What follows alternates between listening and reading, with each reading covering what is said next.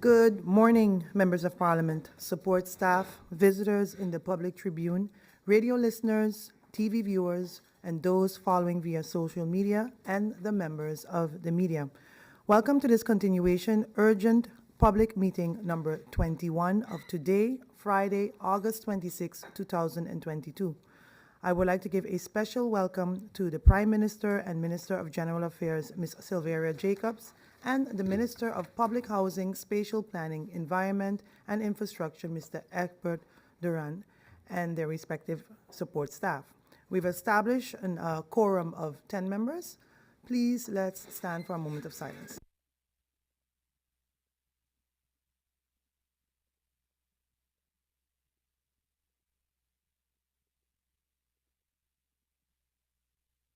I've received notice of absence from the following members of Parliament, MP William Marlin and MP C. Hart Bijlani, and also a notice of lateness from MP Rayon Peterson.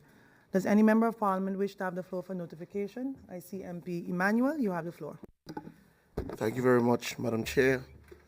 Good morning to everyone, the Honourable Minister, the Minister from me, the Prime Minister, support staff, my honourable colleagues, and everyone listening and here in the Tribune. Madam Chair, lady, it's good that we have the relevant ministers here, because I've taken notice in the incoming documents that we haven't received no such documents as yet relating to the last meeting we had pertaining to the systemic investigation, when I made a request for urgent documents to be sent to Parliament concerning, yes, Madam Chair, lady. So seeing that both ministers are here, I'm asking that request again. Not for when it reached the time for the meeting, then 25 minutes in of the meeting, then we receive the documents. So I'm making that request again, Madam Chair, lady, for us to receive those documents that I asked for. Thank you very much. Thank you, MP Emmanuel. Is there any other member of Parliament that wish to have the floor for notifications? I see no need. I would like to, before we begin the meeting, wish and congratulate the Little League of Curaçao. Yes. Congratulate them on getting into the finals, and I would also wish them the best of luck this weekend for the winning for Dushi Curaçao this weekend. I keep them in prayers and hope they become the champions. With that, members of Parliament, we will go now to the agenda point for this urgent public meeting, which is the recent developments that impact the liquidity of the utility company and the ability of NVGB to continue as a going concern. This, as mentioned before, can be found under IS 1189, Parliamentary Year 2021 to 2022, dated August 15, 2022. We go over to the agenda point. On August 15, 2022, Parliament received a letter from the members of Parliament, MP De Weaver, MP Gums, MP Westcott Williams, and MP Emmanuel, requesting that an urgent public meeting of Parliament be convened regarding the recent developments that impact the liquidity of the utility company and the ability of NVGB to continue as a going concern. The presence of the Prime Minister and the Minister of Public Housing, Spatial Planning, Environment and Infrastructure was requested for this meeting. This meeting started on Wednesday, August 24, 2022. The meeting adjourned after the Prime Minister gave her opening remarks, and 3 members of Parliament on the speakers list, MP Sarah Westcott Williams, MP Melissa Gums, and MP Christophe Emmanuel, posed their questions to the Honourable Minister of General Affairs, Ms. Silveira Jacobs, that was then present. The meeting adjourned at 12:36 to give the Honourable Minister of General Affairs, Ms. Silveira Jacobs, time to deal with a previous appointment. The speakers list remained open for other members of Parliament who wish to speak on this agenda point. And if I look to hence the continuation of today's public meeting of number 21. We will now go over to the speakers list, and please note that again the allotted time in the first round is 20 minutes and the second round is 10 minutes. I see that the Prime Minister would like to make an announcement. Yes, go ahead, Prime Minister, before we go over. Thank you, Madam Chair. Good morning to you. Good morning to the members of Parliament, to the FIR, my colleague minister, support staff, representative of the board of SBOD. Mr. Denisio Boseman, as well as, of course, the people of St. Martin. I could not allow this moment to pass, Madam Chair, without making a congratulatory statement to the people of St. Martin. As of this morning's RMR meeting, Mr. Ajamu Bailey was approved upon our recommendation as the incoming governor of St. Martin. I believe that that warrants an announcement here on the floor of Parliament. As we know, we are busy with the preparations for our outgoing governor, His Excellency Eugene B. Holliday, which has served this country for 12 years, and we will be ushering in a new era on 10th of October 2022 with a solemn ceremony right here in Parliament to inaugurate His Excellency, the new incoming governor, Mr. Ajamu Bailey. Of course, the formalities will be done in the Netherlands first by His Excellency, the King of the Netherlands, Mr. Willem-Alexander. But I think the people of St. Martin should be very well aware of this information as this was proposed candidate from St. Martin. I'd also like to extend condolences to the family of Mrs. Marjorie Richardson and Mr. Lem Dijkstra, a former civil servant of the government of St. Martin, as they will be dealing with their losses, as well as to all the people on St. Martin who are currently either having recently laid family members to rest, are still in the throes of the depression, as well as the sadness that envelops us during these times, and for all of us going through serious health challenges.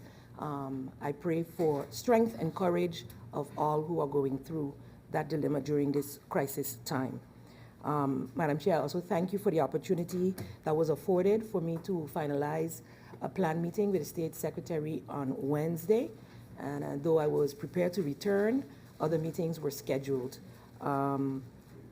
Also would like to update that several discussions and decisions that had been made as a result of our shareholders meeting last Friday had resulted in us not seeing the necessary actions being taken in the first part of the week, and has therefore led to the shareholder following up with the supervisory board, and a letter with serious action points has been issued as well this morning and confirmed as received.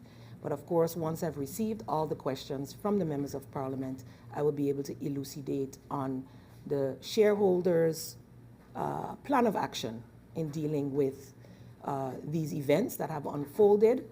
Quite unfortunately, despite the intervention in June of a third-party meeting, request for a shareholders meeting, which was finally convened last Friday, as you know, August 19th. Several pieces of information are still pending to be received, and so I will await the rest of the questions and then go further into what can be responded to thereafter, and we will proceed as per the rules of order of Parliament. Thank you for the opportunity, and continued blessings to all. Thank you, Prime Minister, for the announcement. And I, too, on behalf of Parliament, would like to congratulate Mr. Ajamu Bailey for this wonderful, prestigious honor in representing St. Martin, and I wish him all the best. I would like to now move over to the speakers list. And I stated before, in the first round, we had MP Westcott Williams, then we had MP Melissa Gums, and then third, we had MP Christophe Emmanuel. And the fourth speaker on the list today is MP Solange Duncan. I give you the floor.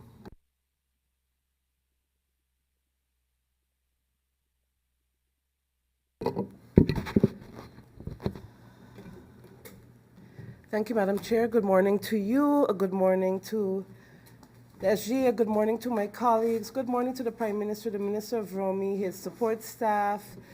Good morning to the representatives of the Supervisory Board of GB. And of course, a good morning to the good people of St. Martin tuned in. Madam Chair, I am going to be quite honest today. And I must say that I am happy to hear that Mr. Bailey Ajamu, who I know has taken up this role, especially now when more than ever we need leadership with integrity in this country. Because we have an issue there, and we have an issue with governance. A serious, serious issue. Madam, GB is our one electricity company on the south of our island, and it is what is known as critical national infrastructure. Why critical and national? Because if the company was to go down, none of us in here would be able to live without electricity, without water. That's why it is critical. If communication were to break down, if the hospital were to break down, all of these companies are of national priority, and that is why it is government's responsibility to ensure that they are functioning properly. My colleague, MP Bryson, yesterday mentioned that we react in Parliament, which is our job, to events that happen outside of Parliament, and we call urgent meetings. MP De Weaver sounded an alarm, and thank God we reacted. Why? Because we see that about maybe an hour after the meeting, GB sent out a press release. According to the Herald, GB can no longer finance light and water usage from reserves.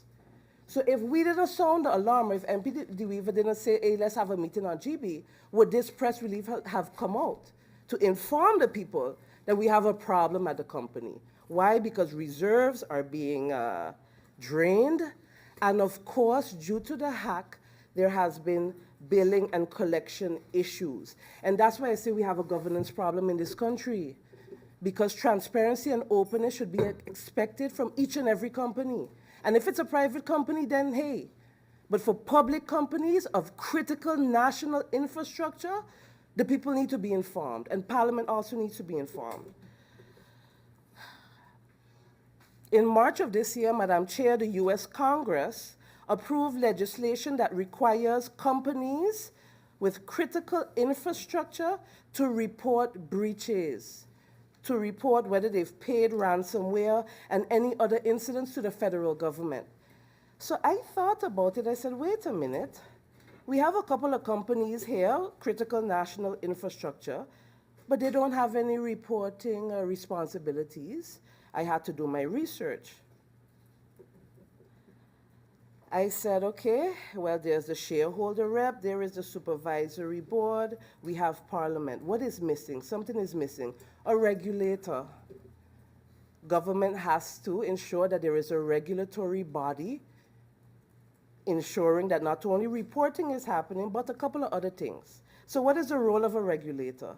To impose requirements, conditions, restrictions on these businesses, to issue standards, to conduct inspections and audits, to enforce fines or issue fines if necessary, to promote fair trade, to protect consumers, to make sure when there is controversy that there is an investigation, and to conduct hearings. Who is a regulatory body for GB, Madam Chair?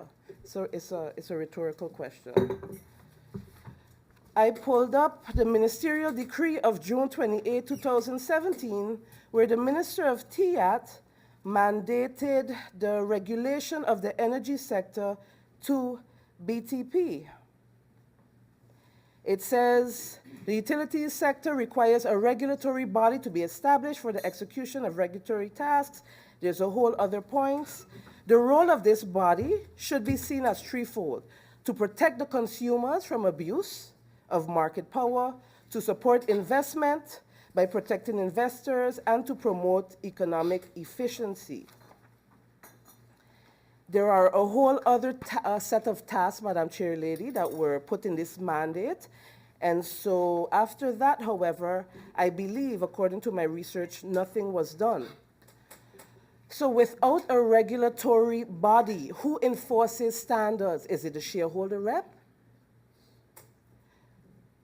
Who is responsible to hold GB accountable? That is the biggest question that I would like to know.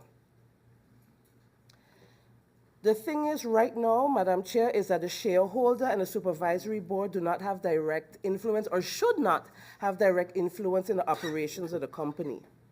But what we see, or what we hear, is that there are certain decisions being made that lack integrity, and there's a serious management problem.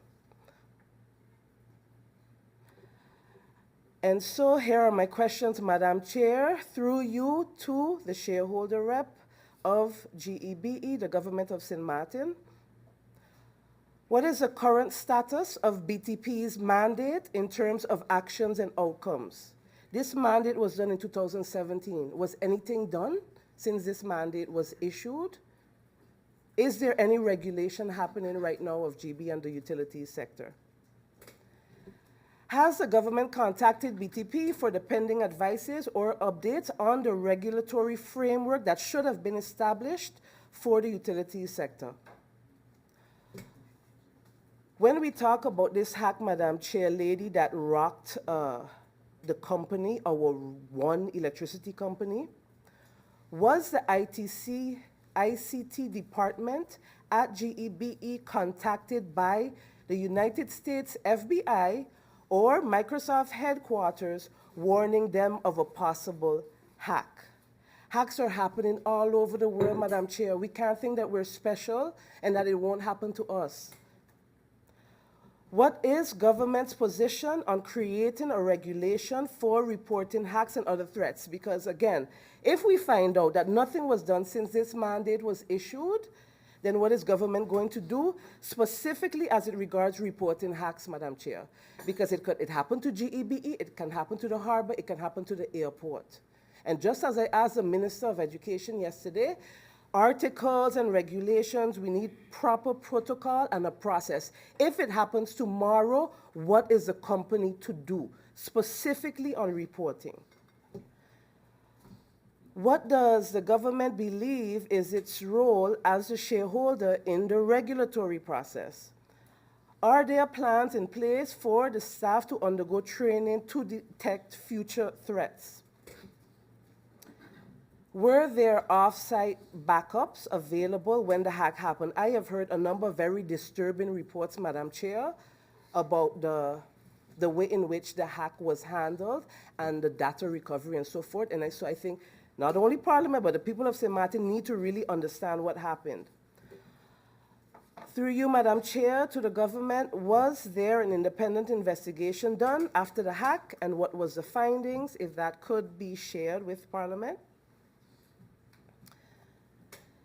Madam Chair, this article here, GB says it can no longer finance light and water from reserves. It then forces us to ask, what are the current bank balances of the company? What is the company's liquidity situation?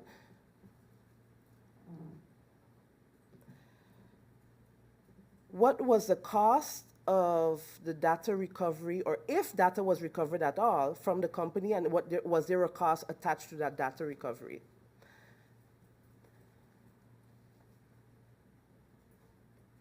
I wanted to ask Madam Chair about the strategy for revenue collection, and I think that was mentioned with the article, but I think people are still actually confused.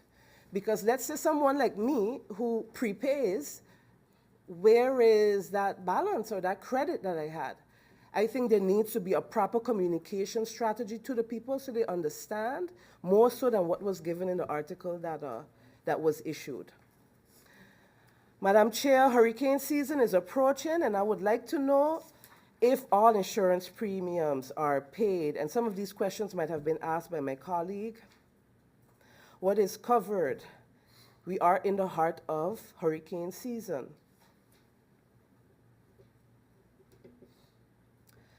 There has been a notice about the cutting of electricity and water to customers that have not paid. I would really like to know specifically if GEBE will indeed disconnect consumers and how.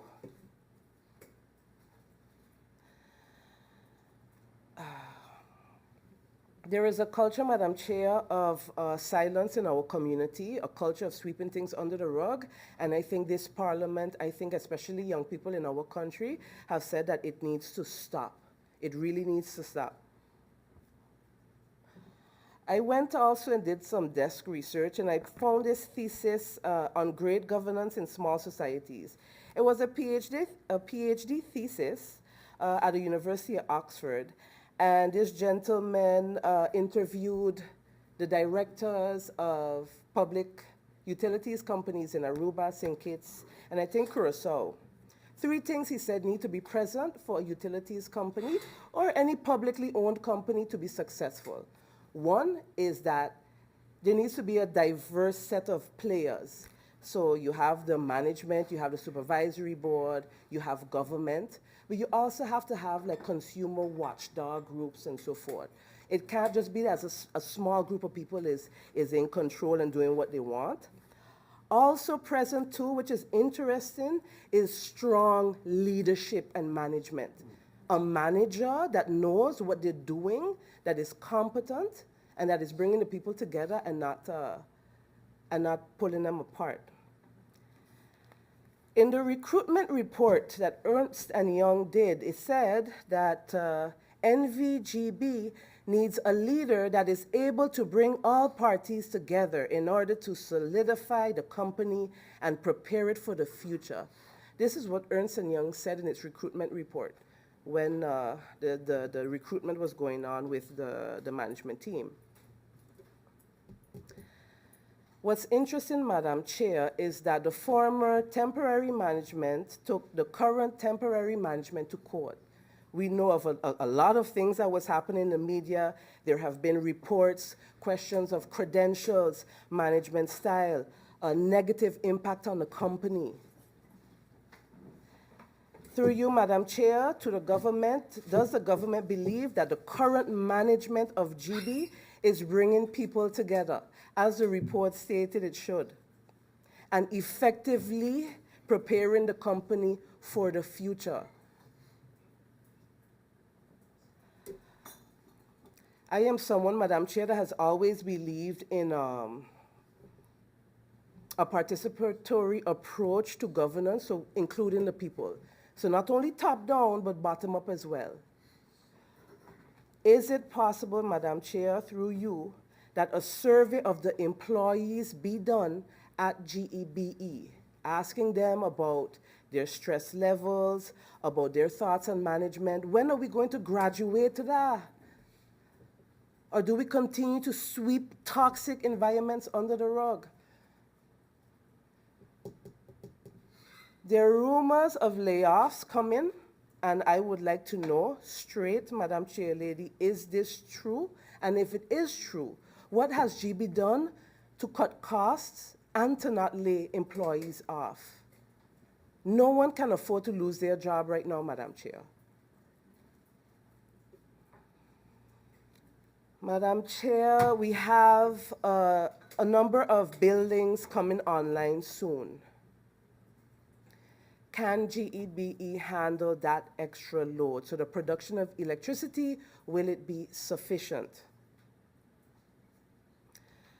GEBE has been talking about the need for new generators. What is the status of the purchasing of new generators? And if the new generators are not purchased, what will happen? What is the scenario?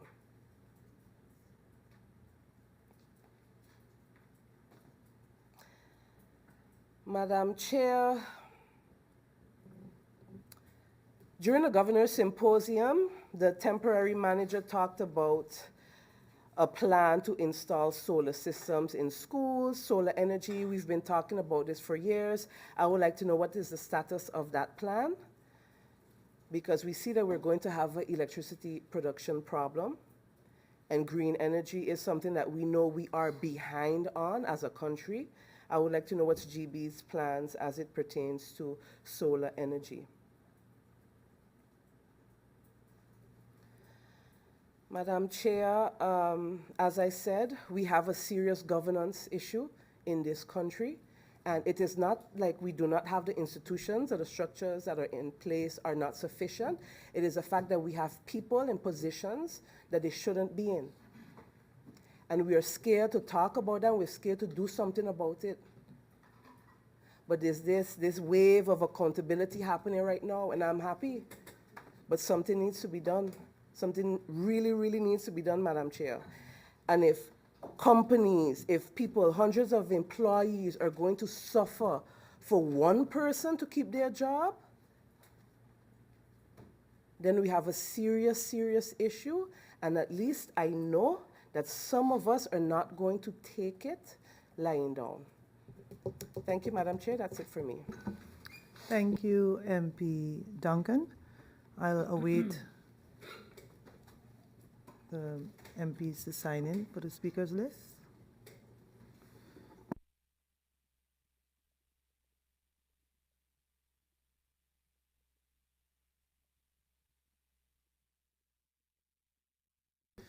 Next on the speakers list, we have MP Ludmila De Weaver. You have the floor.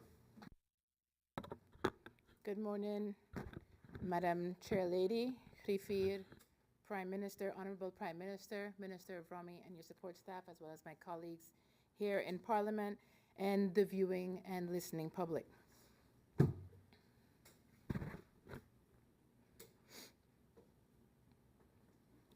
Madam Chair Lady, a quick definition online when I looked up the definition of national security, because everyone thinks of national security in a military aspect. It's way more than that. So for posterity, I'm going to state it here on the floor and say why last week I said that we had a national security issue. National security or national defense is the security and defense of a sovereign state, including its citizens, economy, and institutions, which is regarded as a duty of government. Originally conceived as protection against military attack, national security is widely understood to include also non-military dimensions, including the security from terrorism, minimization of crime, economic security, energy security, environmental security, food security, and cyber security. So in that definition alone, we have cybersecurity and we have energy security. What you don't see there, well, they did mention food security because you can just include water in food because we need the energy to make the water. So there's a lot of elements in here is exactly why I raised the flag, because 6 months ago when the hack happened, I expected to hear a whole lot more coming out. And I know that the good Minister of Rami was here reading answers that he was given by a government-owned company. And at this point in August, you know, about 2.5 months later, those answers are 2.5 months late. I needed more information. The people needed to hear more information. We needed to give a little bit more comfort to our community, to this island, that we were going to be okay. And I didn't hear that. Not just from the council, anyone in the Council of Ministers, not just from the government, but from the company that we all rely on. We have a monopoly. We have one supplier, one person that produces our electricity. We have another one that produces our water linked with the electricity company. This is why I call it a national security issue. In all the roles that I have held since 2010 here, not everyone saw what I did, but there was one similarity in every role I had. And it was always to raise the flag, to basically state when there was irregularities happen. In my role as a financial auditor, the public might not have seen what I did as a financial auditor, but I raised the flag when I saw irregularities. I raised the alarm. I sounded the alarm. Same thing happened when I was the business analysis advisor of GB. I raised the alarm. I sounded the alarm when something was irregular. I did the same thing as the Minister of Tayat, even though the public didn't see everything as the Minister of Tayat. And for sure, I have no other choice but to do it in the public now, in view of everyone seeing me, and I am doing that now. I am raising and sounding that alarm, raising the flag and sounding that alarm that something had to be said. And I understand from Wednesday that the Honorable Prime Minister said they were doing their due diligence. I'm doing mine. 2.5 months was too late. Too long with silence. And I know that it's being done now, and I appreciate that we have the opportunity now to ask these questions before we get more answers, but I hope that those answers, when we get those answers, are not going to be answers that make me worry more, that make us have to come back here. And I look to the Honorable Prime Minister and the Minister of Rami that they will give us satisfactory answers that will give this island hope that we're going to be good. Despite the fact that we're going into hurricane season, that we're going to be good, despite the fact that we're going into a high season and we don't even have new generators to bring us up to the level that we probably need to be going to. But I'll get into all of that now, Madam Chair Lady. In June, when we had the question hour, the question that came in on clients' invoices, I want to state the answer here, again, publicly. The financial impact on GB of the cyber attack, our threat to national security, is as follows. In the months of March and April, the incoming payments from GB customers were fairly significant, as the customers were paying invoices received in February and March, and all past due invoices. However, as time moved on, the incoming payments may have tapered off, significantly resulting in GB having to postpone payments to vendors and postpone certain capital expenditures and maintenance projects. Quite frankly, I honestly believe that the Minister of Rami was set up with this answer, because if I react to it now, and we were limited in June, 2.5 months later, this should have raised a flag from since then. It should have raised a flag that we have to postpone payments to vendors and postpone capital expenditures, which means investing in a new engine. And it's not just a recent problem of GB. Don't worry, it's not just a recent problem. But that answer alone is very worrying. And the reason it is because if you are postponing payments to vendors, I want to ask the following questions. What is the status of Sol? Sol is our only provider now on the Dutch side to GB. What are the credit terms Sol has given to GB since the Minister of Rami said that there is a delay in paying vendors? The Minister of Rami stated this based on the answers I believe he received from the company. What is the status of Wartsila? I know my colleague MPs brought it up before, and I'm going to come at the same vendors in a different manner. I know the workers come from San Juan and stay weeks or months at a time for the maintenance of the engines. What are the credit terms with Wartsila after this cyber attack? What are those contractors, where are those contractors going to stay? Because we're delaying payments to vendors. We're postponing payments to vendors. Vendors aren't only Sol and Wartsila, they're also the hotels where those contractors need to stay at. Did the hotels also cut GB off? Did they not give them credit terms? Because, as they stated, the payments were delayed to vendors. As MP Duncan, I think it looks like we probably sat next to each other, but we didn't. But I appreciate the fact that the questions that have been asked since Wednesday and now today are questions that are important for us to get. Before we even go into the second round and bringing in other meetings before, it's questions that are really extremely critical for us to hear at this moment, and why it was an urgent public meeting being called. MP Duncan referred to the insurance, whether or not the insurance were paid. Let me restate the answer. Payments to vendors have been postponed. Does that include the insurance? And I want to know if we are sufficiently covered. And in the past, GB used to self-finance a part of the insurance. Is that still happening? Because if their money, if their liquidity is challenged, if they don't have that much money anymore, how can they self-insure? How can they self-insure a portion that they, in addition to the coverage that we had? That's really what I want to know about the insurance part. Now that the payments to vendors are postponed, what is the impact on employees' pay? I'd like an answer on the normal salaries and the benefits, but also on the overtime. So we've had a lot of overtime of employees at GB to try and recover the information that was lost after the cyber attack. But you see, the overtime for all the employees doing amazing work to try and recover the information wasn't budgeted for, because no one expected the cyber attack. So how are we going to manage that? That was not budgeted. How are we going to manage that when we can't pay our vendors? Who is priority? Do you see, this is the problem that I have? Because we need the employees at GB, but we're not paying vendors, so I'm lost as to what is the priority.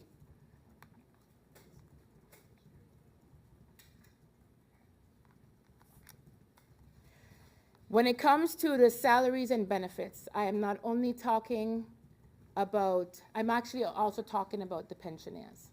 The pension, are the payments to the pension on time? Are the benefits sufficiently paid? Because Vida Nova is also a vendor.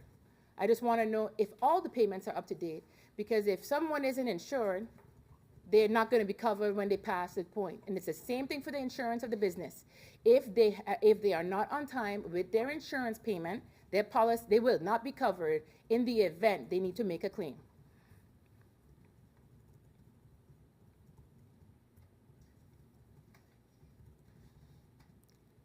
I'll ask a question here now again, which I asked back in March, because of the fact that I think that we're in a time where any assistance that can be rendered to people in our community, it needs to be given. I'll ask again, what is the status on the senior relief? In March, I did not get an answer on whether or not the budget was finalized, on whether or not, because the budget has to be finalized in order for the senior relief to be given. If the budget isn't finalized, it's just going to be adopted willy-nilly, and God forbid that it's adopted willy-nilly without a proper vetting by the Supervisory Board of Directors as well. There's a question on the financial statements that I wanted to make sure I bring up and pass on, because GB has had about 3 different temporary managers in the past year alone handling it. And perhaps they are aware of it or not, but just for the sake of clarity here and for everyone listening in, the financial statements are a big deal at GB, because when they actually had loans with the financiers of the generators, they needed to provide the financial statements in a timely manner to avoid a penalty, to avoid being charged a fee because of being late. That's in addition to having it on time for government. Government was always very understanding. Government always let them pass that June 1st, but we knew that the priority was to make sure we had the financial statements in by September for the financer. That is no longer the case. Since about 2018, GB has no major loans for their generators, which is why after Hurricane Irma, we had a really good time to have the company build up reserves, work on it after they were hammered by Hurricane Irma, and now again with COVID. I understand it, but the thing is I don't think people understand the importance of having financial statements done in a timely manner or in accordance with the Articles of Incorporation. Because I said we have the last financial statements we have is 2019. The complete financial statements we have is 2018. The reason I call it complete is because the 2018 financial statements are actually in accordance with the Articles of Incorporation of the company, where it is required to have a management report from the managing directors of the company, as well as a board report from the Supervisory Board of Directors. But when I look at the 2018 one is absolutely complete. Goed gedaan.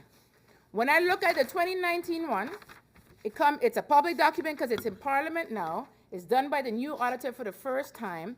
And I'm a little bit confused because inside of the financial statements, there's no management report. I understand that they had 3 temporary managers for the past year. There's no management report. I don't see any board report by the Supervisory Board of Directors. The Supervisory Board has subsequently been changed, but they still have responsibilities. But here's the funny part, right?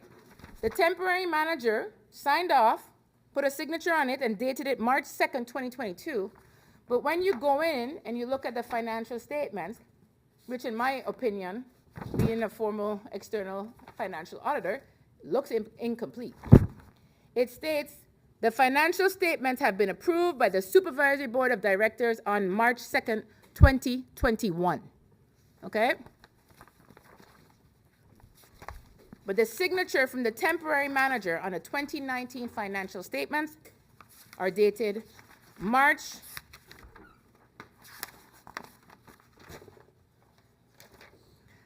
2nd, 2022. See the problem I have here? Inside the contents of the financial statements, it's 2021. On the front of it, signed by the temporary manager, it's 2022. Which is which, because it now looks like unreliable information I'm getting. Please ensure, this is a question that will also help government while they're doing their due diligence, is just to make sure that the board report is there so that we can know where the company was and where it's going, and the management report is there. But if you can't even follow the Articles of Incorporation of your responsibilities as a managing board and a Supervisory Board of Directors, then there's a lot more included in the due diligence.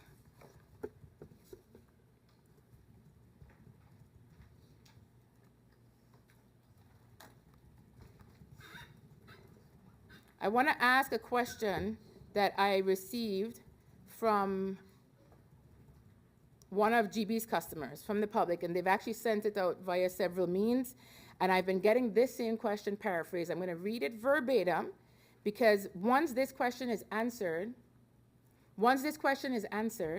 I'll get an idea, you know. Our guest here today, the Honorable Prime Minister and the Honorable Minister of Rami, will get an idea of what the public needs to understand from the government-owned company, GB. I would like to know why we were told to pay our bills at the banks, and now after making monthly payments at the banks, we are being told that we didn't pay and are being charged for the same amounts that were paid. Now, this is the recurring theme. What's been happening is people who have been paying, they receive new bills when they go into GB. They know that they've paid, but it's not reflected in the system. It's happening over and over and over and over again. This is where the confidence needs to be given again to our community that we're going to be okay. We're going to be okay. That's all I am asking for, and that is my duty here today, is do I feel confident? Do I have reliance on the company?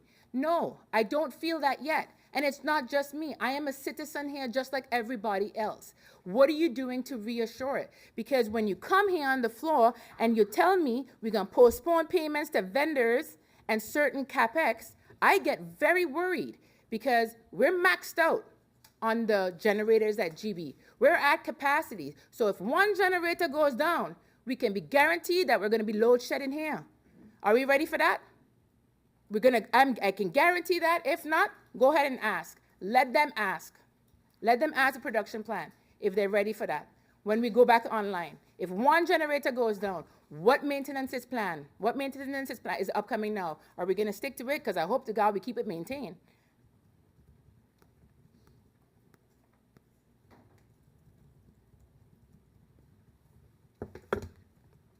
I've said this to several persons before. I'm going to bring it up again.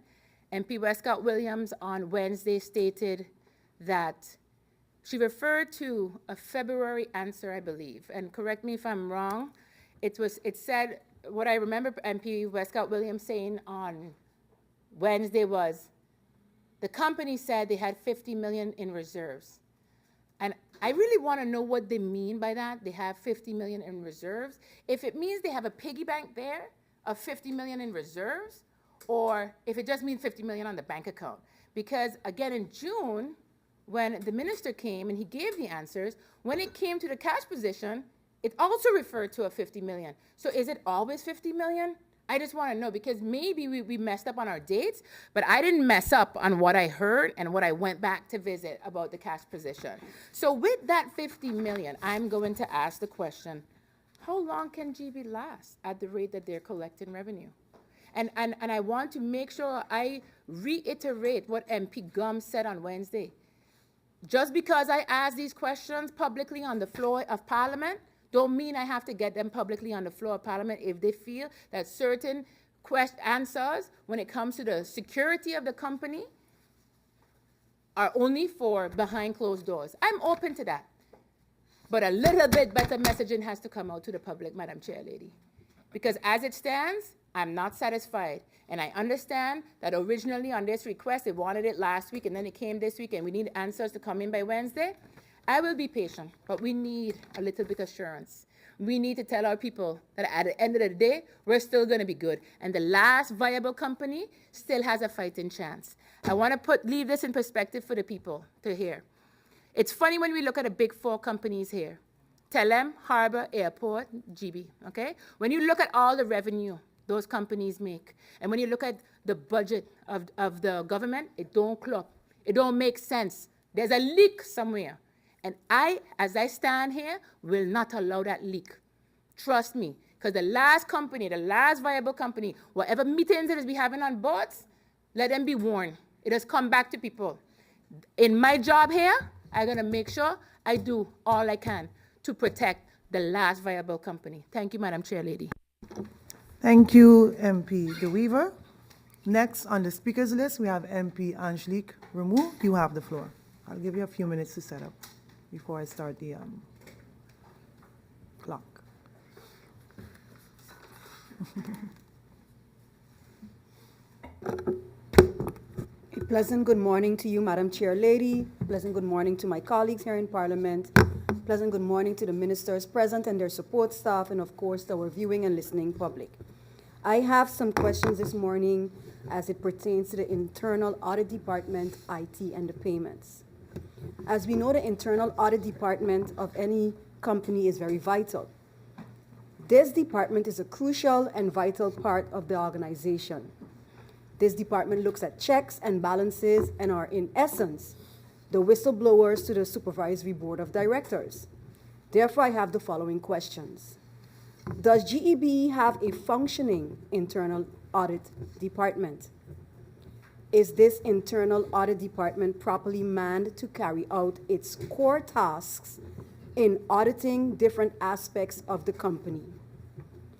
Can you share with us what type of audits have been carried out thus far this year?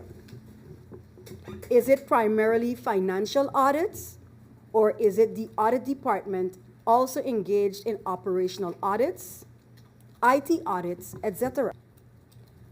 Did the Internal Audit Department launch an investigation after the cyber attack? If yes, what were the main findings, and if not, why not? Does GEBE have a whistleblower policy? As it pertains to IT policy, as a result of the hack, does GEBE have a new or revised IT policy in place at the company? Is this policy based on any international cybersecurity frameworks and standards? If yes, can you outline key measures that can be shared publicly? For example, training and education of staff where it pertains to cyber security issues. Is GEBE utilizing any third-party vendors to strengthen its cyber security infrastructure? What role has the Audit Committee of the Supervisory Board of Directors played in this recent matter of the hacking and the consequences that have unfolded? Does GEBE have a strategic plan in place for the company for the next 3 years?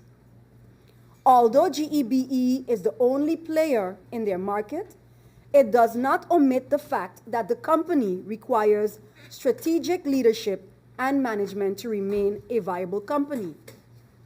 As a result of the recent developments, what is the management board doing to revise or amend the strategic plan? And my final questions pertain to the payments. What is management's approach to the issue with invoicing? There are so many complaints to date still. Therefore, what is management's plan of approach to the current situation, especially seeing that the company has indicated their intention to still continue with the collection of the bills? I thank you, Madam Chair Lady. Thank you, MP Ramu. Next on the speakers list, we have MP Pantaflet. You have the floor. No? Thank you, Madam Chair, and good morning to the Chair, my colleagues in Parliament, Honourable Prime Minister, and of course, our Minister of Romy, his support staff, and those that are viewing or here. Madam Chair, there's so much that was said, I believe, on Wednesday, and but again, there's always opportunity to add a little bit more. Madam Chair, this meeting today is about the people of St. Martin. This meeting today is about the company GEBE and its functioning. This meeting is about government and their supervisory role with regards to GEBE or being a shareholder of the company. And this meeting is about Parliament and her role that she has to play in order to ensure that government is doing its task. Madam Chair, none of us can disagree with the fact that GB needs her finances. I mean, that's a reality. It is our only electrical and you will say water supply company on the island, southern side, of course. And I'm quite sure that we're all aware that COVID-19, prior to that Hurricane Irma, has definitely made finances or the collection of revenues very difficult. Like any individual or organization, I'm sure that when one finds itself in a financial bind and you have creditors to pay, the best thing to do is to make an arrangement with those creditors and hope that they understand that actually is not due to any fault of your own, but due to circumstances. There were many questions asked, Madam Chair, and I definitely will await the response to those questions. But I want to, before I continue, and one of my colleagues mentioned it, GB, as well as TALEM, as well as the harbor, as well as the airport, are government-owned companies. And I do agree also that GEB is was maybe the most financially viable of all the companies. But I've always said, Madam Chair, in the past, and I will repeat myself, that there's too much operation taking place, unfortunately, with regards to the issue of government-owned companies and how much influence the shareholder, in this case government, and by extension the people have as to their operations. Madam Chair, the issue of GB has to be solved. It must be solved, Madam Chair. It cannot continue like this. Because if GB goes down, we all go down, Madam Chair. And you know, maybe I'm thinking outside of the box, but what bothers me is that sometimes we forget that there are third parties who are looking on. And very often, if we don't get our act together, those third parties will ensure that they get exactly what they want. Because if you look at some of the statements in the country packages, Madam Chair, it's quite clear as to intentions by those who I am referring to. But Madam Chair, the fact is that GB's situation has to be solved, and solved outside of the actions of politics. This is no time for politics, Madam Chair. This is no time for politics. Because that's one of the major problems. You know, and you know, Madam Chair, there's a book, if I could find it. Yes, I found it. I didn't really look at the page, but it's called The Politics of Hope. And I should have marked the page, but anyhow, I'll get another chance in round two probably to do so. But it basically identifies to what extent some would go because of wanting to have control or power over institutions that definitely, Madam Chair, belongs to the people. And Madam Chair, what is important is that we come together as, quote unquote, in parentheses, representatives of the people, and do whatever lies within our power to ensure that this particular matter at GEB is solved. Madam Chair, this Parliament I have not sat down and done it as yet, but will receive a request, of course supported by the necessary members, to deal with matters arising at the harbor. Because, Madam Chair, there too, we have serious problems. Serious, Madam Chair. The harbor was once of the most powerful financial companies besides the GB. But, Madam Chair, if you see and read what is taking place there now, Madam Chair, you said, wait a minute, it has to be addressed. So, Madam Chair, it's not only GEB, but also the harbor, and we'll have more. Because, as my colleague said, how is it possible we have these major companies, these big government-owned companies, and we compare to the budget? What is going on? I've argued as a member of the Island Council, I've screamed at the top of my voice, which I don't have much of, unfortunately, that it is impossible. It is impossible that we have government-owned companies and that government has no funds. Madam Chair, I was looking through the articles of incorporation, and again, we have a round two, so I won't take too long this round. But I think it was Article 20 and Articles of Incorporation, where it spoke about dividends. And I was surprised when I read, I said, but why are they talking about dividends? Do we have a dividend policy?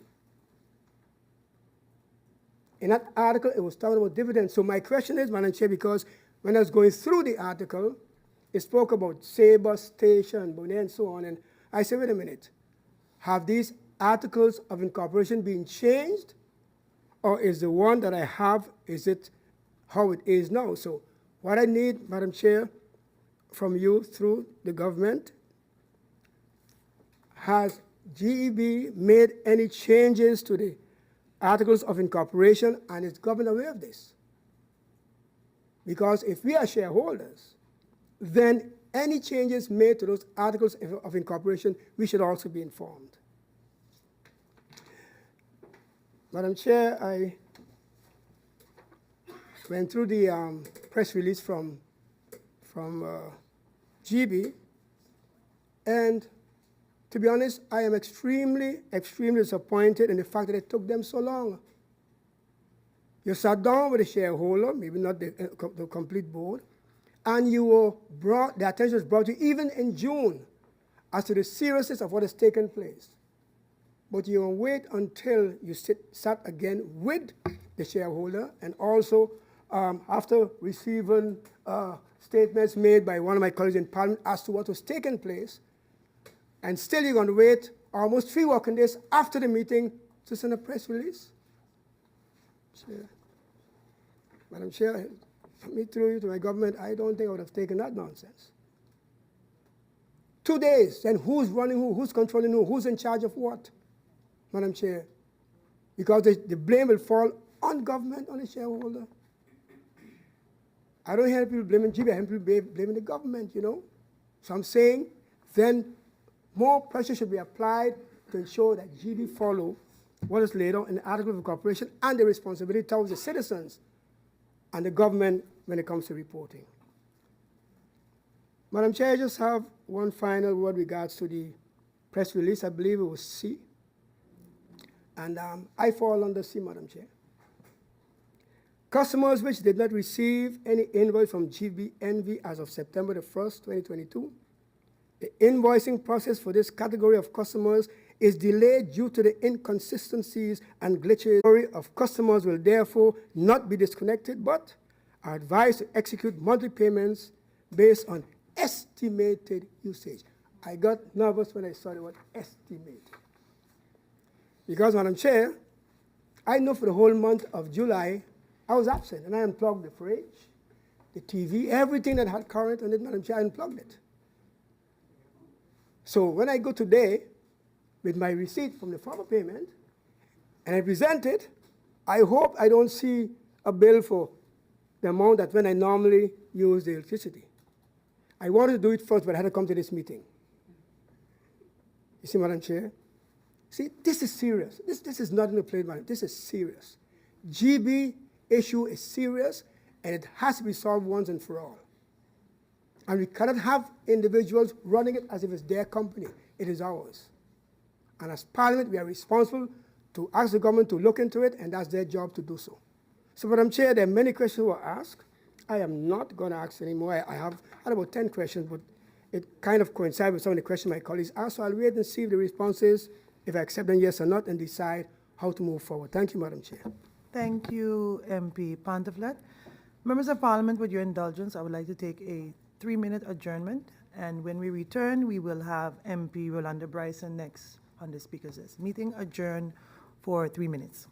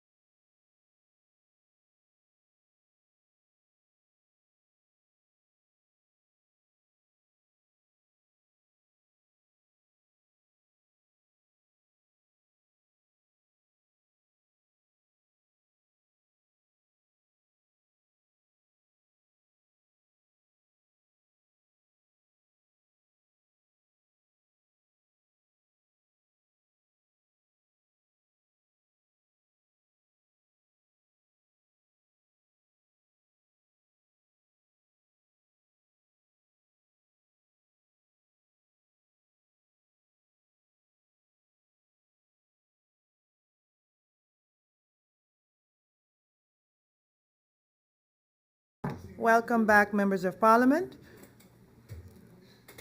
After our brief adjournment, we now go over to the speakers list, and next on the speakers list is MP Rolando Bryson. You have the floor. Thank you, Madam Chair. Good morning to you, Secretary General, my colleague, members of Parliament, the Honorable Minister of Romy and the Honorable Prime Minister, the support staff present, those in the Tribune, and those following this meeting by various forms of media. Madam Chair, it's been a while since I've seen and heard such a united Parliament in terms of the sentiments of issues here. I guess everybody got a wrong bill, but then I was corrected that some of us didn't even receive a bill. But Madam Chair, I think every single member of Parliament that you're hearing the concerns regarding GB, it is a reflection of what we hear in society. There are many out there, many citizens, businesses, private individuals that are all very, very legitimately concerned with what is happening in GB, not just from themselves personally, so their own billing, but also about the livelihood and viability of GB itself as a company. Madam Chair, I think I have to applaud MP De Weaver for calling this meeting. And sometimes when a coalition member calls a meeting, somebody starts to wonder what that is. But Madam Chair, as you know, there's a kind of a procedure, so to speak, when it comes to how coalition members call meetings. You try first to get your answers personally, in writing, in coalition meetings, and at a certain point, if you're not getting the answers that you need, or the concerns are not being addressed, then of course, members of Parliament will call meetings, and that is why we are here today. Madam Chair, GB is something that is obviously very important to the country. I think other members of Parliament have gone into the details of the institution itself. I want to focus today more on our governance of GB from a government perspective and a Parliament perspective. I think enough has been said about the concerns that I share with regards to the billing, the financial viability, the hacking, etc. My colleague MP Gums give what I call a TED Talk, and I finally understand what it means to get hacked and what implications it have, what vulnerabilities exist. So a lot of that has been covered already. What I want to focus on is our governance of GB and all government-owned companies by extension. Because, Madam Chair, with regards to the government, in the last government from the United Democrats, there was something that was changed, and it was changed for a reason.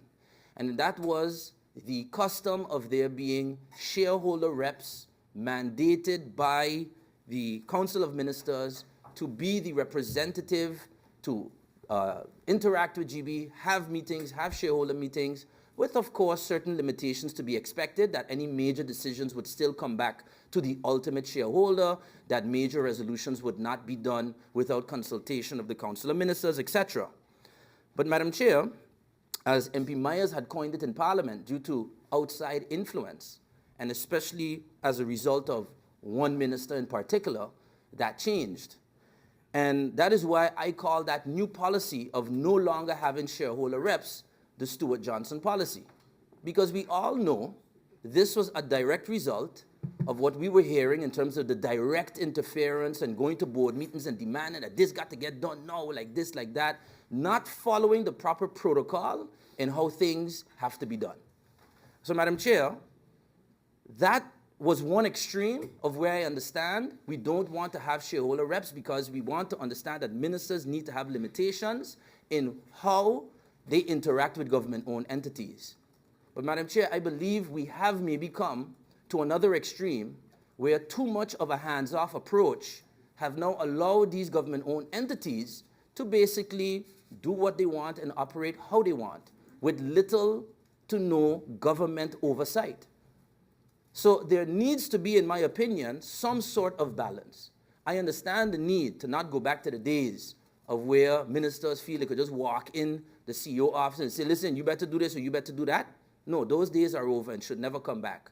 But I do understand the need to at least allow a particular minister, for example, the Minister of TIAT, to have shareholder meetings with the airport, or the Minister of Rummy to have shareholder meetings with GB, and then report back to the Council of Ministers, because I don't think it's very effective if there's one shareholder, and every time you need to have a shareholder meeting, you have, for example, the Minister of Education sitting in a meeting about GB when he has schools to deal with. Or you have the Minister of VSA sitting on a shareholder meeting with Winia. I don't think that's very effective. So my question to the Prime Minister is, what plans does the Council of Ministers have to kind of bridge that balance, to find the proper balance between having some sort of shareholder representation, not having the entire Council of Ministers having to be the entity that is overseeing these companies, but rather having ministers that Madam Chair, through you, that the Prime Minister has confidence in, because she don't have no Stuart Johnson in her Council of Ministers. She should be fine. Madam Chair, the articles of incorporations of most government-owned entities actually have that in their articles of incorporation, where it's stated that shareholder reps can be assigned. For example, the EDC, it actually says that the shareholder is to mandate a minister to act as shareholder rep. You have some government-owned entities where in the law it is actually stated, for example, BTP, the Minister of TIAT is the minister responsible. SZV, the Minister of VSA is the minister responsible. APS, Finance, etc. So why not synchronize this across all government-owned entities and make it clear that the lines, not just lines of communication, but the ability for the responsible ministers to act quickly, to be able to have those shareholder meetings and report back to the Council of Ministers. Now, Madam Chair, the Parliament's oversight. This is where it gets tricky, because like we see today, members of Parliament are listening to the concerns of the public about GB. But the Parliament is not the shareholder of those entities. But when we look and we listen to the definition of national security that was read earlier by MP De Weaver, and you juxtapose that to our role as members of Parliament to protect the welfare of the people of St. Martin, that is the quote in the oath that we take at the governor. You are to uphold the Constitution. You basically get two instructions from the governor. Uphold the Constitution and protect the welfare of the people of St. Martin. That's where it gets a little bit dicey. Because, yes, we have even more of an arm's length to the government-owned entities. But it cannot be that information, critical information, financial statements, public announcements, important things that are happening within these entities are not coming in a streamlined manner to the Parliament of St. Martin.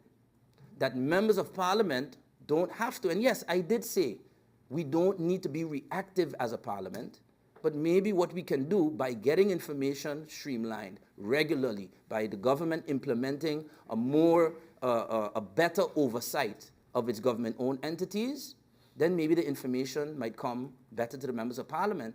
And this sort of situation where we have to call a public meeting of Parliament to question the Prime Minister and question the Minister of Romy and GB, etc., might not be as necessary, because at least some sort of information is forthcoming, not even on the request of members of Parliament, but almost automatically. Madam Chair, when I look at the second chamber, for example, there was a big, as some people heard, huge, I would call it a disaster with what was going on at Schiphol and still is going on at Schiphol, with the huge long lines, the operational capacity, they're canceling flights.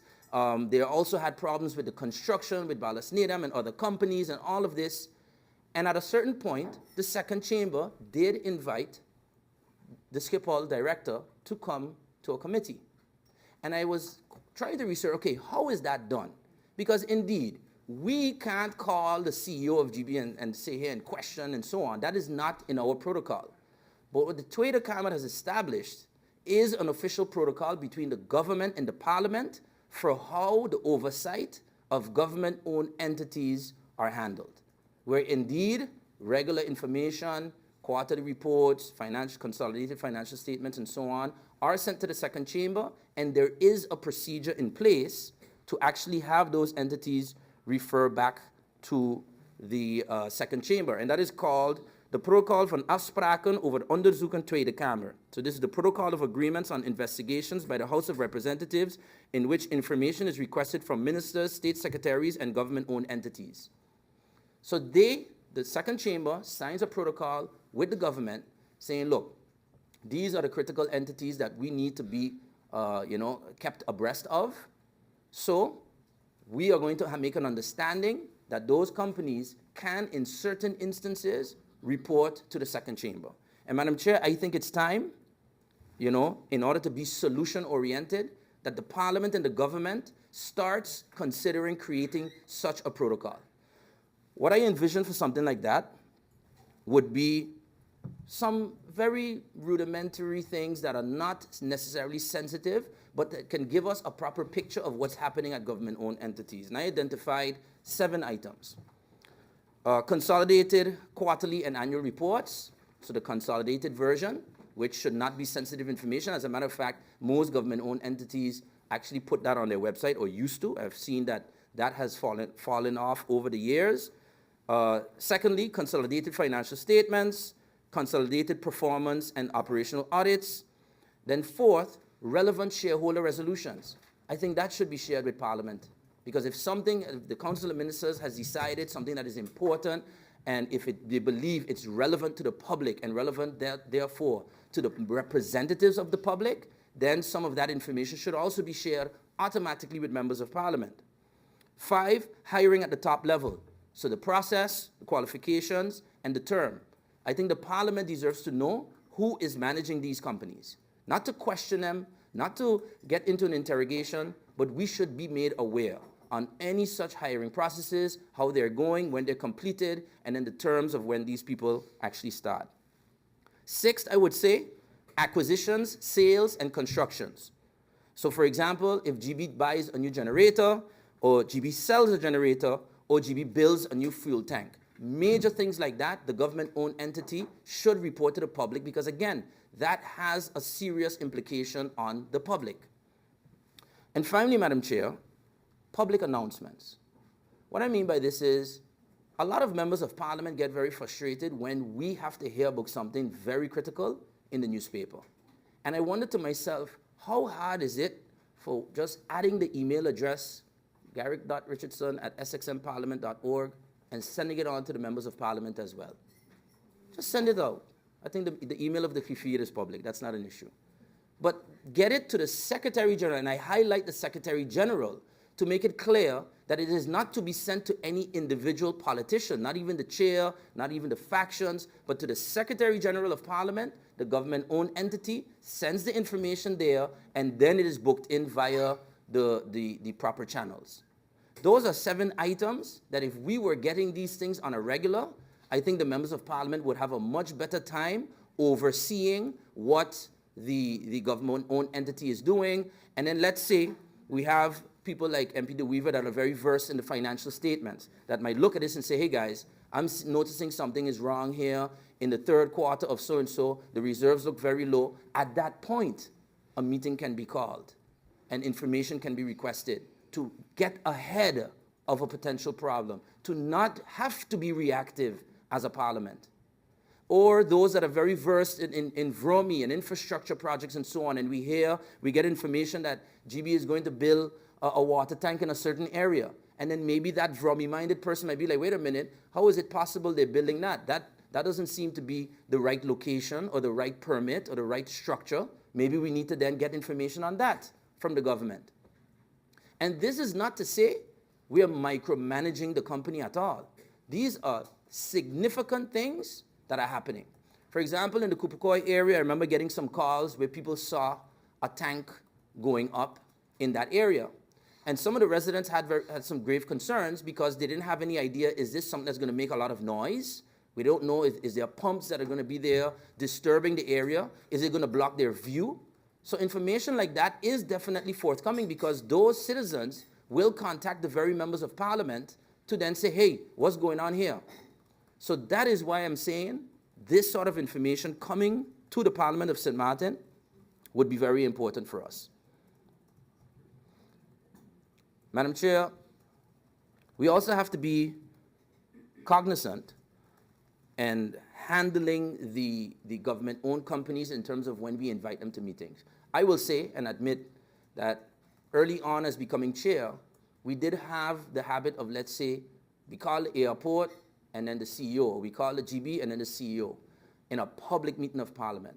And actually, public meetings of Parliament are, generally speaking, in my opinion, interactions between the Parliament and the government. That's how it should be. Committee meetings are where we can interact with the individuals. We've had, for example, technical briefings from civil servants even in closed door, use the committees to do that and get that information. That should also be included in such a draft protocol between us and the government. So, Madam Chair, my question would be, in light of what I just highlighted here, can the Prime Minister, in consultation with the Secretariat or any legal or her legal department, advise us on the viability of establishing such a protocol between the Parliament and the government to regularly ensure that we get the information we need to do our job of overseeing the government? That's what I would like to know as well. Madam Chair, with regards to the GEB finances, another thing that we oversee as members of Parliament is the budget of the country. And I was very happy to hear several MPs highlight that issue, where we have government-owned entities, 100% owned by government, some less owned by government, a smaller percentage owned by government, but nonetheless, it is never very clear how we come about their contribution back to the government. So I would like to know, I understand in the budget there's always an allocation of a certain amount. I believe that is a concession, but I don't know how we actually come to that calculation. Is that in a contract? Is that in the concession agreement? Can that be variable based on the income they're making? Because let's put aside the fact that the billing is not going out correctly, but I would anticipate with the high fuel prices, the heat that we've been dealing with lately, this might be a year of record revenues for GB. So if they are able to make all these collections between now and the end of the year, there is a significant amount of revenue. So my question would be, how does the government then tap into that revenue to ensure that the other aspects that come at a cost to the government to ensure the viability of GB is working? Because the fact is, GB uses our roads, GB uses our government infrastructure. GB also needs to make those contributions back to us so that we can give back to the people.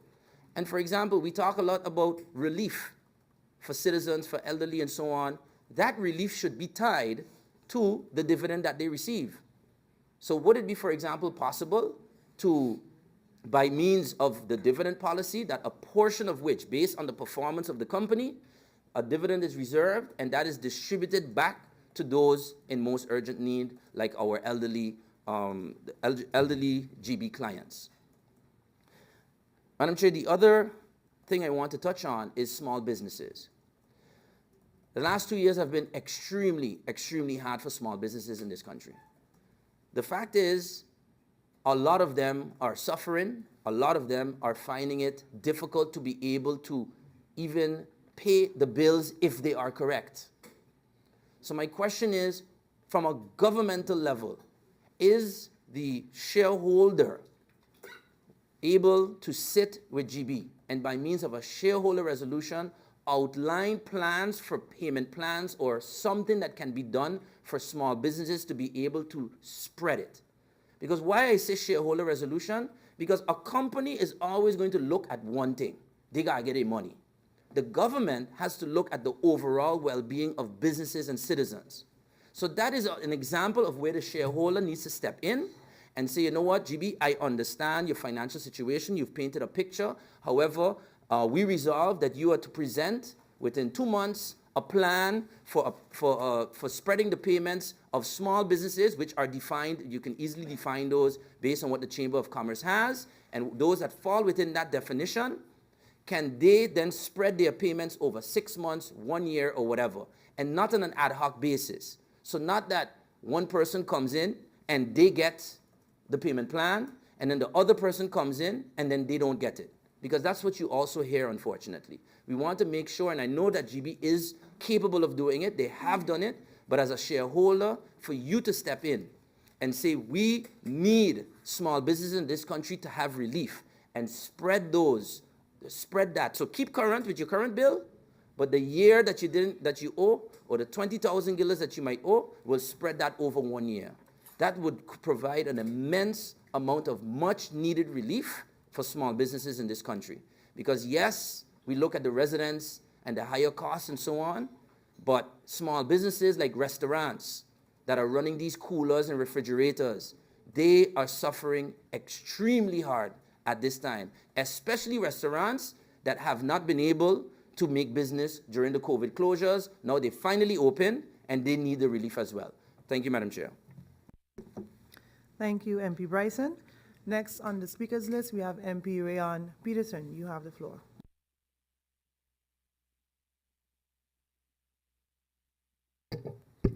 Thank you, Madam Chair. Hey, good morning to the Prime Minister, and to the Honorable Minister of Romy, to their support staff, to the griffier, to yourself, Madam Chair, to my colleagues, and everybody else tuned in. Madam Chair, I did not have many questions. I think that a lot has already been said, and I'm also curious to see what the response will be. I did, however, have one question to add to you, Madam Chair. What was the reason by NVGEBE, Management and Supervisory Board, for not cooperating with the investigation by the prosecutor and the head of state regarding the cyber attacks? And that's my only question for now. Thank you, Madam Chair. Thank you, MP Peterson. Next, we have MP Hyacinth Richardson. You have the floor.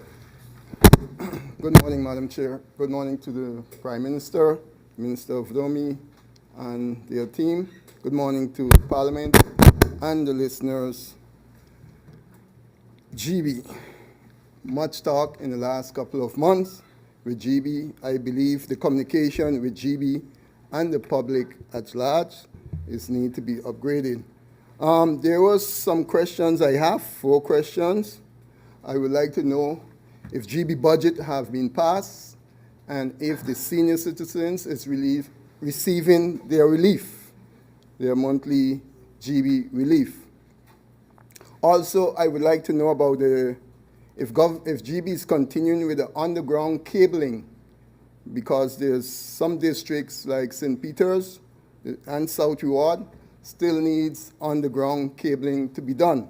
So I'd like to know where GB is with this situation with the underground cabling, so that when hurricane come, those persons in the districts can be back with GB electricity as soon as possible.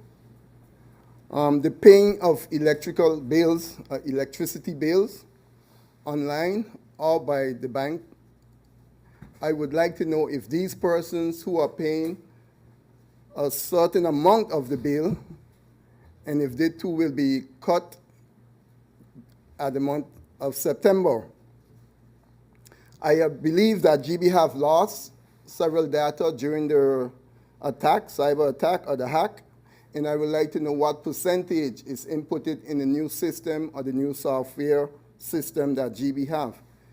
I also have a question pertaining, I have heard many people mentioning this, pertaining their bills and the amount of bills they are paying at the same time. So accumulation of bills, whether it's 1, 2, 3, 4, 5, but persons say, let's say the bill was 300 guilders a month, they get a bill for 1,000 guilders a month. They want to know, and that needs to be communicated to the public, if that bill that they got for 1,000 guilders, is it one bill or accumulation of different bills? This is very important, and I know the persons who have asked me to make sure mention this, so I did them some service. Water tanks, in my area in St. Peter's, there's about 40 to 50 homes that is not receiving water because of the pressure level. So I'd like to know if GB have if GB going to install a new water tank area in that area, since the water tank in South Ward area have been down for quite a while now since the last hurricane. So those are basically my questions for today. And I thank you, Madam Chair. Thank you, MP Richardson. It appears we have come to the end of the questions posed in round 1. I would like to now, is there, yeah, okay. I see this was your mic. I'd like to turn the floor over to the Prime Minister for any remarks she may have. Prime Minister, you have the floor. Madam Chair, may I have a 30 minutes adjournment to be able to come with my remarks? Sure. So we will adjourn this meeting for 30 minutes. Meeting adjourned for 30 minutes.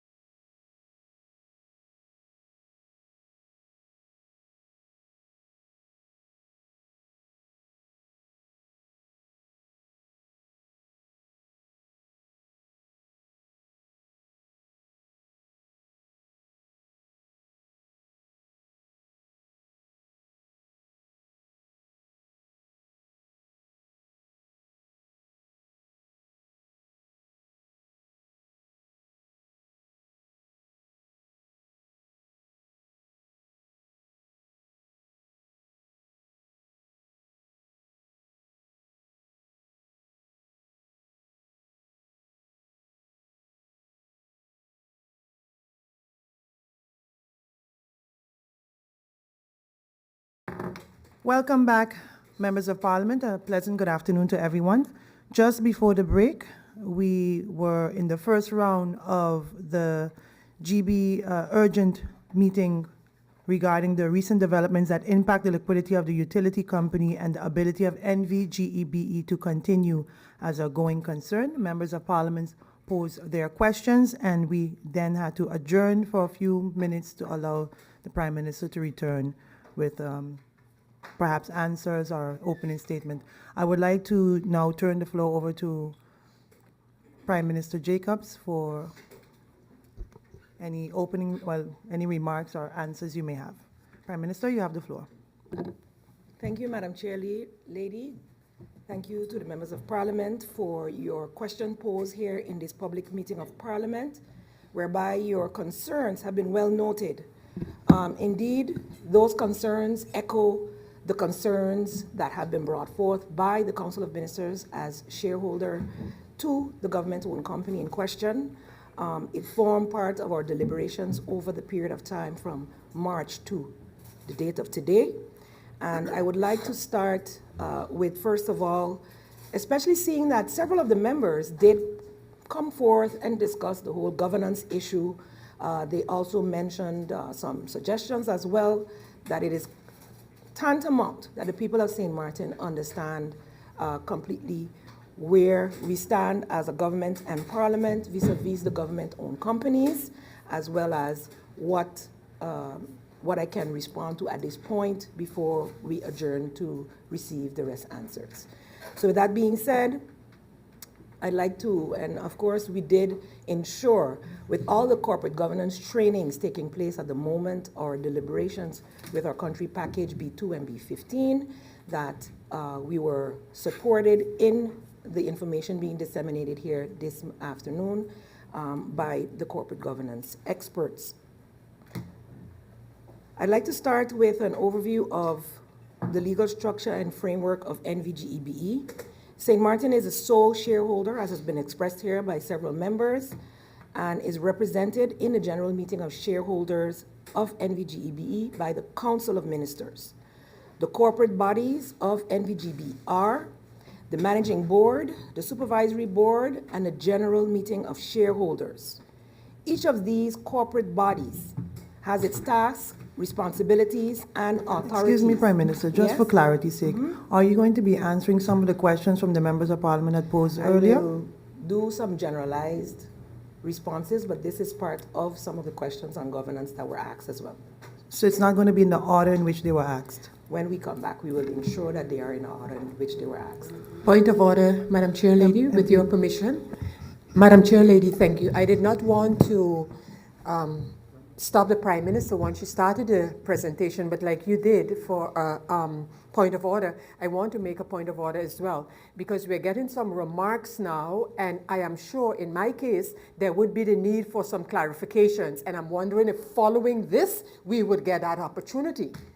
Or are we to take what we're hearing now and take what we're going to get eventually in terms of answers before we can get matters clarified? I don't think it would be fair to have the Prime Minister now make remarks as it was stated, and then maybe some answers, and then it's left hanging there until we get the answers. Thank you, Madam Chair Lady. If we can get some correct. insight. Not, thank you. Yes, MP De Weaver? No? No?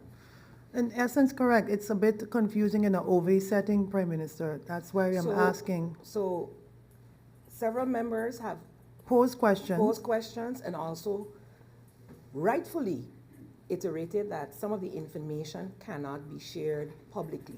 I would like to clarify for the general public based on the governance question, so I'm just making a specific overview of the general questions regarding that. And if the members of parliament really want to give a clarification at this point, it is not specific to the questions asked. Excuse me? Not in this setting, Prime Minister, based on what... It's considered my closing remarks at this point before we come back to answer the questions. So you want this to I be would a like closing... to continue, please. As your closing remark? Yes. So each of these corporate bodies, as I mentioned, have their responsibilities. They act independently when executing their tasks, and this is specific to what we can do in these situations, Madam Chair. Interference from one body to another and in its tasks and responsibilities is only possible if the law or the articles of incorporation allow. The managing board is in charge of management of GEBE. It takes decisions on the daily operations and policies, and it represents in contracts and other legal actions.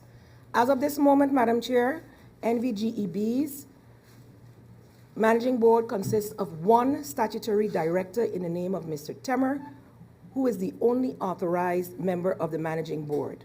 The supervisory board of GEBE has the task to oversee the execution of the tasks by the managing board and the authority to intervene in NVGEB's management. The supervisory board is only allowed to suspend, is also only allowed to suspend the managing board member, withhold its approval to the execution of certain decisions of the managing board, and appoint a temporary manager if the managing board is absent or unable to act. The general meeting of shareholders, as was described, that was held last week, St. Martin is represented by the council. Prime Minister, The I'd like to take authorities of the shareholder. I would like to interrupt you and take a 5-minute adjournment to discuss, because right now it's really messing up the structure of how our OVE is set up, and I'd like to have a discussion with you in 5 minutes, one-on-one. So I'm not allowed to make a closing statement? Let's adjourn the meeting for 5 minutes, and then we will discuss what my concern is. Meeting adjourned for 5 minutes.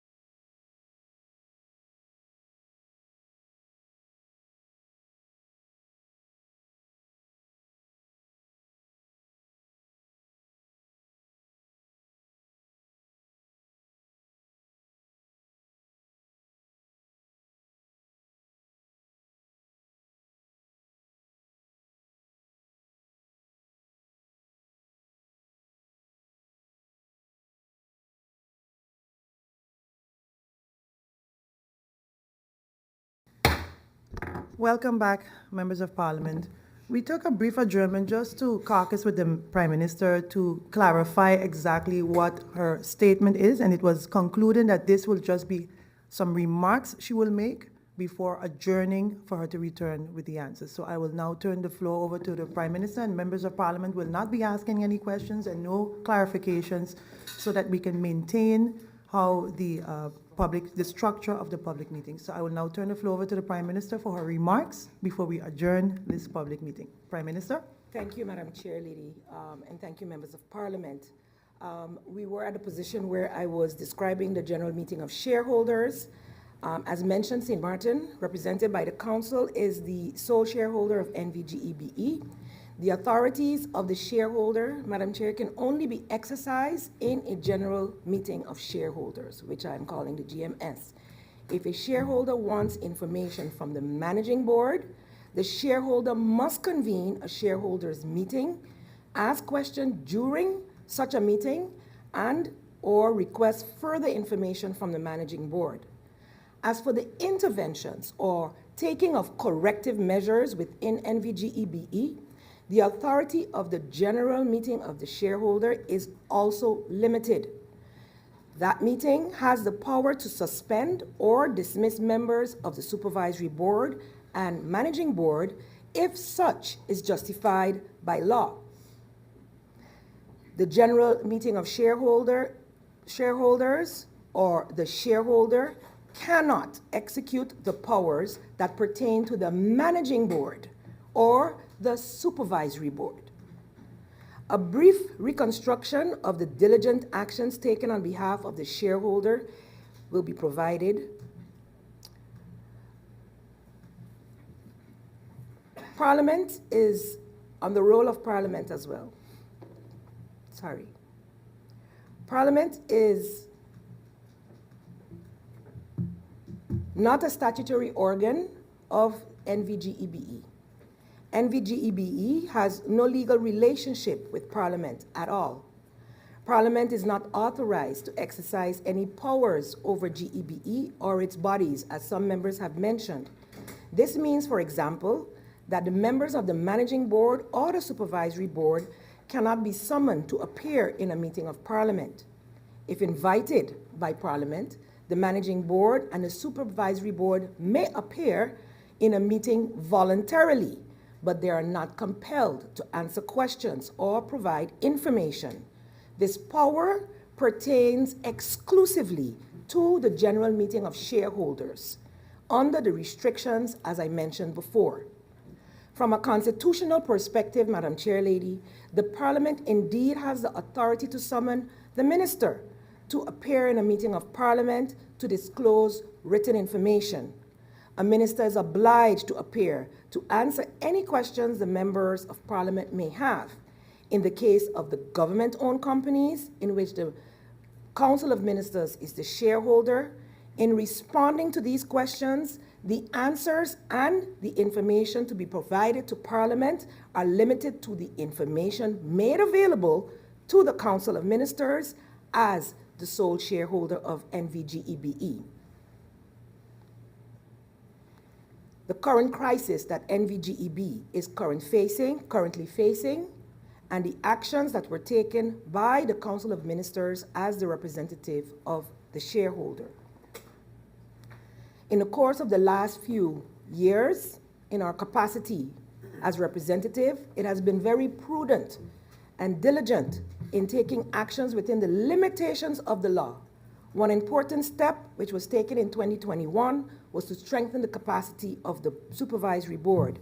Several members were replaced according to the powers granted by the Articles of Incorporation to ensure proper supervision by the board. As mentioned, NVGEBE is currently managed by one statutory manager, Mr. Temer, which actually became official as of last Monday. The appointment was concluded before the conditions for his appointment was met. Last Monday, Mr. Temer finally was concluded with his vehebe, which was signed by myself. That was the last condition that would allow the resolution to enter into effect. Before this event, Mr. Temmer functioned as a temporary manager as legally assigned by the Supervisory Board. Please note that the power to assign a temporary manager is the exclusive authority of the Supervisory Board. The Supervisory Board previously assigned another acting temporary manager in the person of Ms. Daniel. However, due to Mr. Temmer's completion of the appointment, as mentioned before, by law, Ms. Daniel, effective immediately, is no longer functioning as temporary manager. Currently, unfortunately, Mr. Temmer is unable to fulfill his duties and tasks due to illness. This enables the Supervisory Board to assign a temporary manager to ensure the continuity of NVGEBE. I want to clarify, the previous temporary situation is not what it is now. So there was no managed statutory board in place, therefore there was there was a temporary manager and now an acting temporary manager. As of Monday, there is a statutory board in place in the person of Mr. Temmer. So this is why I'm explaining. The Council of Ministers, in our capacity as a representative of the shareholder, has informally, during the course of this week and by official letter sent to the Supervisory Board this morning, requested the Supervisory Board to assign a crisis management team as soon as possible. We've also, part of the task of the crisis team, management team, is primarily to provide the stability within the organization and to guarantee the proper functioning of NVGEBE as a provider of water and electricity to St. Martin. Furthermore, the Council of Ministers, in its capacity as representative of the shareholder in NVGEBE, has informally, as well as by letter, so in discussions during the week, requested the Supervisory Board to procure and conduct an investigation, as has been requested, of the events of the past months. To give a timeline, the ransomware attack happened on March 16th. On March 25th, there was a debriefing with the Minister of Romy, Minister of Finance, and 2 members of the Supervisory Board, Temporary Management, and Mr. Roy Richardson of Aurora Tech, which had been hired by the company. On March 29th, the Council of Ministers discussed the possibility to establish a consortium of cybersecurity professionals as well as CEOs across the board for all government-owned companies and government to ensure that we have a standard operation in terms of cybersecurity. Follow-up actions are still pending in getting this action achieved. On March 31st, a 4-page letter was received from the Supervisory Board of Directors regarding the background information and status of the ransomware attack. On April 1st, the Minister of Romy, the Minister of Finance, again met with the Supervisory Board and the temporary management to discuss the status of actions being taken to restore the data, as well as to ensure that, or encourage that collections start to take place. On May 27th, NVGEBE held a press conference informing the public. On June 10th, the Minister of Vromi attended a question hour to inform the House of Parliament, as was requested. The Council of Ministers, also in June, requested a shareholders meeting to be convened.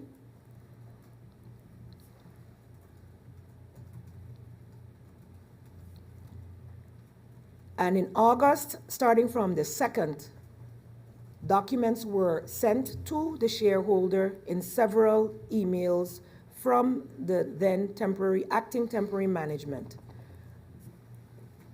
Specifically, draft reports on the cyber report from Aurora Tech, as well as a memo from Deloitte giving the considerations as to why the collection did not take place as had been advised by the shareholder. On August 19th, as you know, the shareholders meeting was held, and informal correspondence, as I mentioned, has been taking place. Not all of the information, the presentation that was made to us required more information, just like you would say you would want more information to be had, which has not yet been received, including the final report of Aurora Tech, amongst others. The presentation of the financials as well were, for us, not complete and required further elucidation. This was the reason why I'd asked for postponement of the meeting. But I am quite happy that we're here today because the subsequent communication that was submitted by NVGEBE left a whole lot to be desired and did not, in fact, clarify for the community as had been intended and decided in our shareholders meeting. I must also reiterate that it took way too long for said publication to be made. What had been requested was that it be clarified, just as in standard operations in NVGEBE, that persons with outstanding have the opportunity to come in and make payment arrangements. Clarify also, because there was a big to-do in the community as to who's receiving and who wasn't receiving. Clarify, yes, that not all persons have received bills, but the expectation is that everyone who has not been cut, who has continued to receive water and light throughout this period, despite the hack, despite not having received bills, that they pay into, due to the fact that, of course, NVGEBE relies on the finances to run. Many persons have done that. Again, the presentation that we received and in the answers that I will give subsequent, it will be clear what amount of persons, what percentage, etc., as well as a plan of action that NVGEBE has presented to us. As I mentioned, we can only present what has been presented to us. But I too would like to get proper verification of that information in terms of the way forward, the feasibility of the finances, etc. The concern of the population is a concern of this government. As shareholder, we have never slacked off on our insistence for information, and we also regret the manner in which communication has gone out to the people of St. Martin. We do believe that with the letter having been sent as a result of the shareholders meeting and the lack of actions in the first 3 days post that meeting, that the supervisory board will follow up. They have been given until Monday, August 29, to respond to said letter in terms of confirming the verbal agreements that had been made, and we look forward to being able to move forward, Madam Chair Lady. I would also like to mention that and encourage again the people of St. Martin. Yes, we all have our responsibilities, individually and collectively, and for the individual citizen, especially those who have not received bills or have not made any payments so far, to ensure that you take up contact with the customer service department of NVGEBE and come to some type of arrangement so that there will be no negative repercussions. I think that is the gist that the people of St. Martin were concerned about.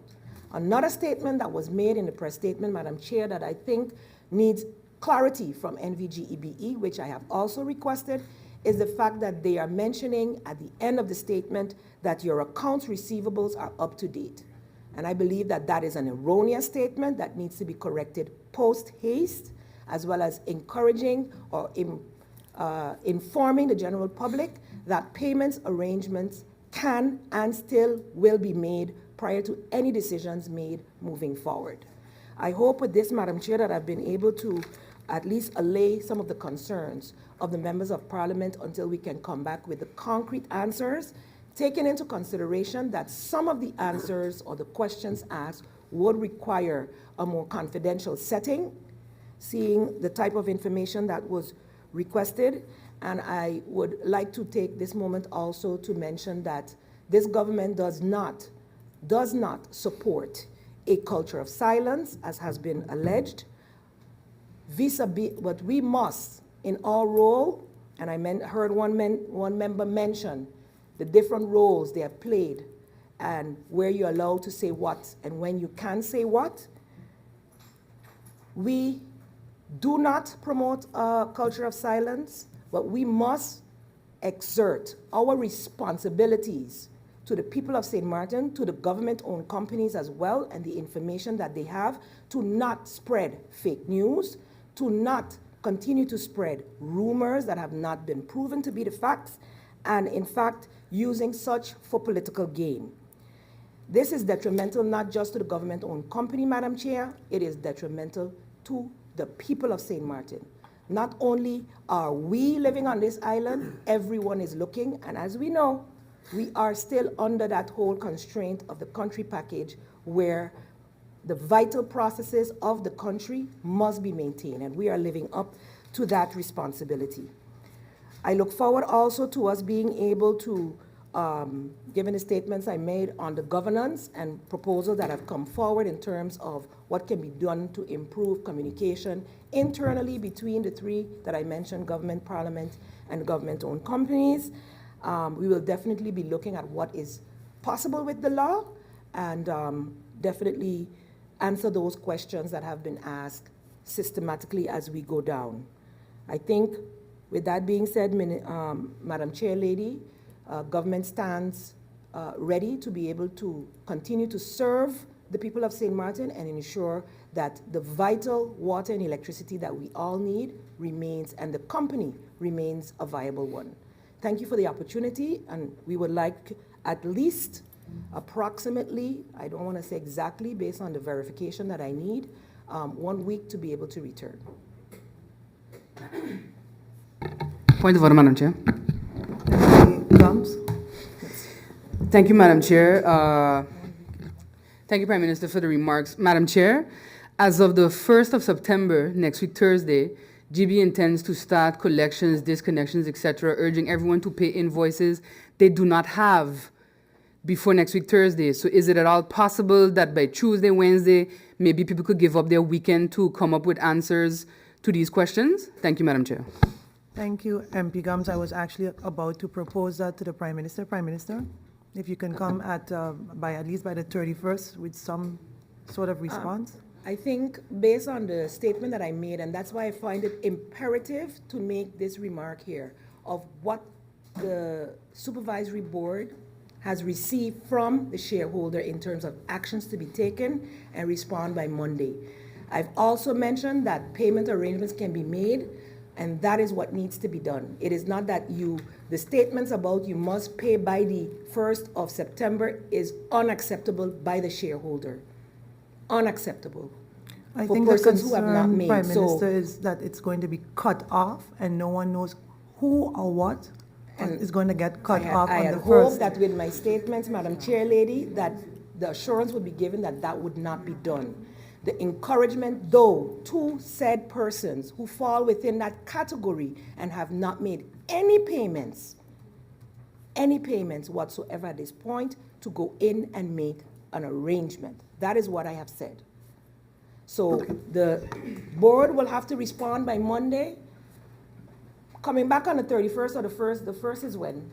What is next week? Next week, Wednesday is the 31st. I cannot then guarantee that all of the answers would be ready, Madam Chair. Well, let's have it tentatively then for now, and then you let me know by Monday. I think that is Yes? pretty fair, Yes. but again, I'm hoping that with this declaration by me, representing the Council of Ministers as shareholder, that the Supervisory Board has been requested to, as a matter of fact, send out information that will bring this clarity that I am now bringing in collaboration with our vision for what needs to be able to happen at NVGEBE, that should be clear by Monday. And if it is not clear by Monday, then the next steps that the shareholder can take will be taken. Thank you. Thank you, Prime Minister, for your remarks. Thank you for your presence here today. Thank you for your support staff. Thank you, Minister Vromi, for your presence. I would like to then adjourn this meeting tentatively for Wednesday, August 31st, and then we will inform everyone accordingly. Meeting adjourned until then.